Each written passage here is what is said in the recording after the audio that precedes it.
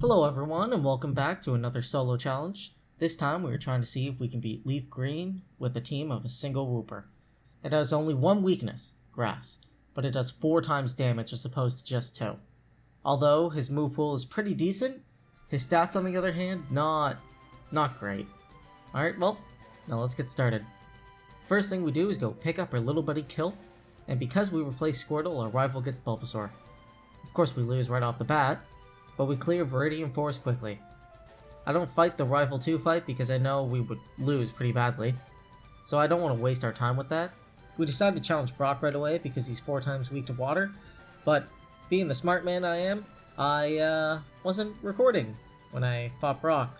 But I'm sure this footage of me destroying the Picnicker is probably a good enough example for what I did to him. Right away, our low stats are pretty noticeable. We lose twice to the first last, almost losing a third time. With our low special attack, Slam was hitting a lot harder, but it wasn't very dependable. It was the same power as Headbutt, although its accuracy is the same as Iron Tail. Very risky without that much reward. We make our way into Mount Moon. Mount Moon is never that tough, and it's a cave that I don't really need to worry about grass types. Oh, okay. Luckily Oddish only used Sweet Scent, so it went down pretty easily. Now, time for... And with one Vine Whip we're dead. At least she's avoidable, unlike Rival 3. I collect the Dome Fossil and arrive in Cerulean City. I make an attempt on the rival right away, but that's... no. Then I go try Misty. I get to level 21 beforehand and get Amnesia. I max out my special defense as her Staryu uses Harden. I whittle her down until she uses her potion, then crit. Starmie goes out and gets me with Swift, taking me out in 2 hits. The battle has had a lot of luck on my side and I didn't even get close still.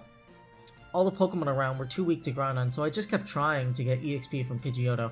I eventually got high enough that I felt comfortable fighting Misty. Slam takes care of Staryu quite easily. Starmie could have been a problem, but it decided to only use Rapid Spin, so I took it down in 2 Mudshots. Right away, I teach myself Water Pulse and try to tackle my rival again. I lose a lot. Instead of grinding off wild Pokemon, our rival's Pidgeotto yields the best EXP, so we just keep battling him until eventually we get a run where Slam hits Bulbasaur and crit, leaving the rest of the team to go down with no problem. Nothing really gets in our way on the way to the 3rd gym. Since we are part ground, he doesn't have much to hit us. Double Team is a pain, but it's nothing we can't handle. We learn Earthquake and finish his Raichu with it, allowing us to move on. We blindly make our way through to Lavender Town, then make our way to the Rocket Hideout. Giovanni wasn't that big of a problem. Both his Onix and Rhyhorn went down in a single Water Pulse, and Kangaskhan went down in 2 Earthquakes. Since we are here, we may as well check out Erika's gym. We walk in and... oh. Must have stepped on a leaf. Erika starts off with Victory Bell. Earthquake happens to crit, which is lucky since I don't think without it Victory Bell would have went down. Yes? For myself. Okay. Close the door on your way out, please. Not all the way, just more, as much as you can. Up to the, yeah, there. Yeah, that much. Then Vileplume barely lives Earthquake and it takes us out in 1 Mega Drain. This was better than I expected.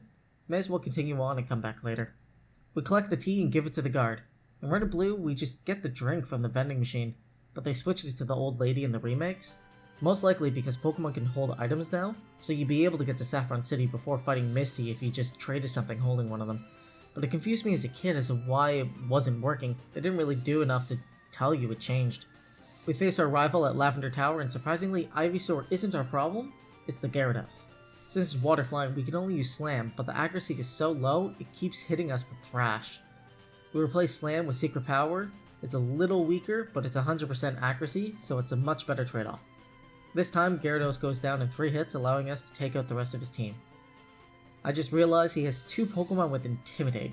That's probably going to be a bigger problem down the line. Freeing Mr. Fuji wasn't that hard, and we get the Pokeflute, so we may move on.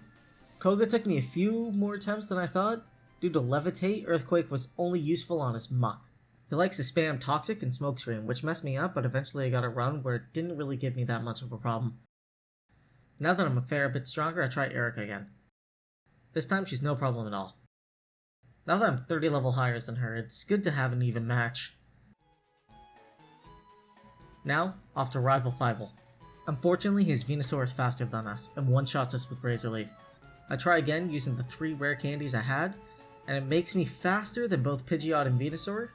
Even though we're faster, Earthquake can't one-shot his Venusaur, yet he still one-shots us. Many attempts later, gaining 1 more level, I try again. This time Pidgeot goes down and Venusaur goes down to a crit with Earthquake. But with my excitement, I had completely forgotten that he has Gyarados. Luckily, he got paralyzed with Secret Power and I took him down. Growlithe goes down quickly, but after 2 Intimidates, I was worried. Luckily, Alakazam uses Future Sight, and we still had enough attack to one-shot. That was way too close. Giovanni was a complete wimp compared to the last fight. Sabrina was an easy fight up until Alakazam. Alakazam almost killed us, but we lived with 2 HP and finished her off. Since we have Surf, Blaine was really easy. Same goes for Giovanni since we had Earthquake.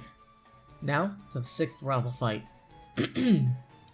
Have you ever made a decision that you know was a terrible mistake, and you know you have no way of going back on it? That's Venusaur. He's faster, and at full HP he can one-shot me, leaving us little options. Pidgeotto isn't that great either. Since he knows Feather Dance, Earthquake can't help us much in this battle. In the end, we needed to grind, learn Double Team, and Blizzard. It took quite a while, but eventually I was able to get a run where Double Team was effective enough to get me through. Needing to be level 80 just to barely beat my rival pre-Elite 4 makes me a bit worrisome. We get through Victory Road and make our first attempt at level 81. Right away, we were having problems. Because we don't resist water or ice, and we have very low special defense, Lorelei wipes the floor with us. She's very aggressive with special moves, and with Earthquake being our best bet, we could take him down quite a bit. We get ourselves to level 86 and keep trying. Her Lapras is still a problem, but with enough setup and luck, we take her out. Next, the easiest member, Bruno. Oh, we lost? Oh, we lost many times? Oh, we lose so much that we actually need to retreat? Well then. We grind to level 90, and we take him out this time. Although, I lost the footage of me winning, so I guess take my word for it? Agatha's next, and her Gengar's Double Team gives me problems. Since all her Pokemon minus Arbok have Levitate, it's really hard to start dealing damage to her. It takes some time, but we eventually take her out. And finally, Lance. Gyarados is first, and we don't really have much to deal good damage against him. At 91, we can't do much yet. We have to leave, get to 100, and try again. We get Mystic Water at the game corner to add a bit more damage to Surf, but it doesn't really do much since we mostly have to use Ice Beam. After Gyarados goes down, the rest of the team isn't that hard. Most of them are one-shots, and then we move on to our final rival fight. This fight is terrible. And I mean terrible. Pidgeot knows Aerial Ace, making double team setups very hard. I eventually learned that sometimes when Pidgeot gets to half health, he switches to Venusaur, so I try to time Ice Beam for when he switches out. I find he mostly does that before I use my 4th double team, but sometimes he does it up to 5. He also uses Sand Attack, which pretty much dooms me since it makes Ice Beam miss multiple times, yet they still hit me with 6 double teams. Seems fair. This fight took me days. I've been working on this pretty much as soon as Dratini came out. This is by far the hardest battle I've done. Steven with Teddiursa, as well as Red with Dratini had nothing on this. After hours, I finally got a run where Alakazam missed and Gyarados didn't finish me off right away, although leaving me with 6 HP. I desperately try to pull off a Surf, but the sand attacks from earlier make me miss. Luckily, he misses 2 extreme speeds, and the second Surf hits, but he barely hangs on. As he heals, I launch one last Surf to finish him off. And with that, it's finally over. I was almost ready to throw in the towel, many times over. But with the exact luck I needed, I got through, and Kilt became Kanto's most famous Wooper. Thank you all again for watching. This was, by far, the hardest one that I've done. I'm not sure what I'm going to do next. I've got a couple ideas in the works, but until then, I guess I'll see you later.